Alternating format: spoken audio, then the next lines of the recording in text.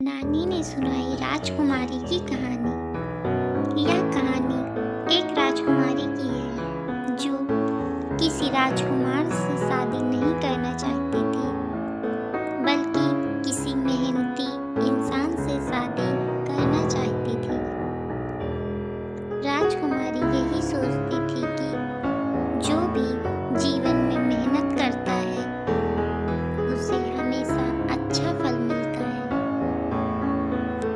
इसलिए वह मेहनती इंसान से शादी करना चाहती थी, मगर राजा को यह बात मंजूर नहीं थी, क्योंकि वह अपनी बेटी का विवाह एक ऐसे आदमी से नहीं करना चाहता था जो मेहनती तो हो मगर उसके पास धन न हो, क्योंकि अगर धन नहीं होगा तो मेरी बेटी का जीवन अच्छा नहीं होगा। हर रोज यही बातें सामने आती थी, क्योंकि राजा हर रोज ऐसा करता था कि वह अपनी बेटी को समझाया करता था, मगर वह समझने को तैयार नहीं थी।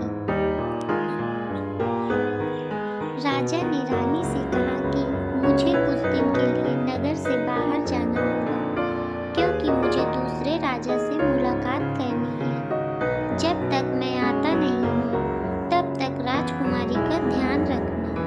यह कहकर राजा चले जाते हैं। उधर जब राजकुमारी को पता चलता है कि पिताजी चले गए हैं, तो वह अपनी माता से कहती है कि मुझे कुछ दिन के लिए नगर से बाहर जाने दो, क्योंकि मैं बहुत समय से कहीं भी बाहर नहीं गई हूँ। मगर माता ने बहुत मना किया था, क्योंकि राजा इस बात मना कर गए थे कि राजकुमारी कहीं भी बाहर नहीं जाएगी, मगर राजकुमारी नहीं मानी थी। वह अपनी माता से बहुत बार कह कर आखिर अपने माता के यहाँ पर चली गई थी। मामा एक छोटे से गांव में रहते थे। उन्हें पता था कि आज राजकुमारी आ रही है, क्योंकि उन्हें बता दिया गया था। अब मामा को इस बात का ध्यान रखना था कि कोई भी उन्हें पहचान न पाए, क्योंकि अगर कोई उन्हें पहचान गया तो सभी लोग यहीं पर हर रोज आ जाएंगे। कुछ देर बाद राजकुमारी आ गई थी।